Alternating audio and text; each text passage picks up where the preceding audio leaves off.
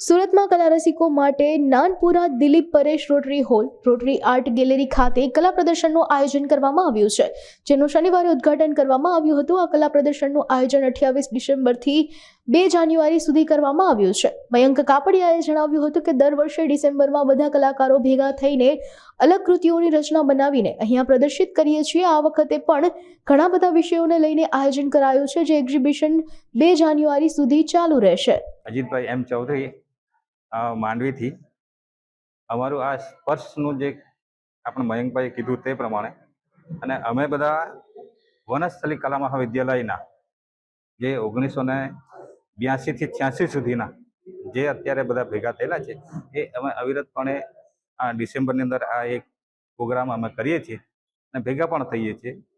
એ અમારા એક જીવંત રાખવા માટેનો એક હેતુ છે। નમસ્કાર, હું તુલસીદાસ પટેલ જીવન ભારતી શાળામાં છેલ્લા 25 વર્ષથી ચિત્ર શિક્ષક તરીકે સેવા બજાવું છું।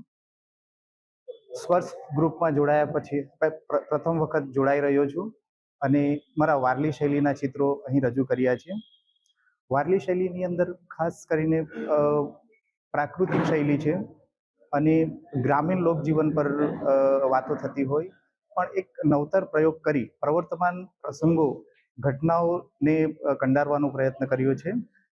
કોરોના કાળ દરમિયાન દેશ અને દુનિયામાં જે આપત્તિઓ આવી પડી હતી એ આપત્તિઓ અને એનું નિરાકરણ સરકારની જે ગાઈડલાઈન છે, કોરોના વોરિયર્સની પ્રવૃત્તિઓ છે એ દર્શાવી અને આખું ચિત્ર તૈયાર કર્યું છે।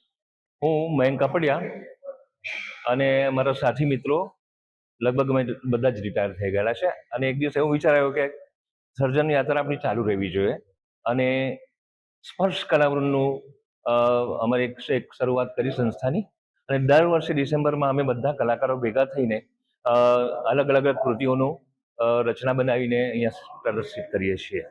એટલે આ વખતે પણ ગ્રામીણ ફલક ઉપર, આધુનિક ફલક ઉપર, લેન્ડસ્કેપ્સ, સ્પિરિચ્યુઆલિટી પર ઘણા બધા વિષયો લઈને અમે આવી રહ્યા છે અને આ એક્ઝિબિશન આજથી તારીખ 2 જાન્યુઆરી સુધી ચાલુ રહેવાનું છે।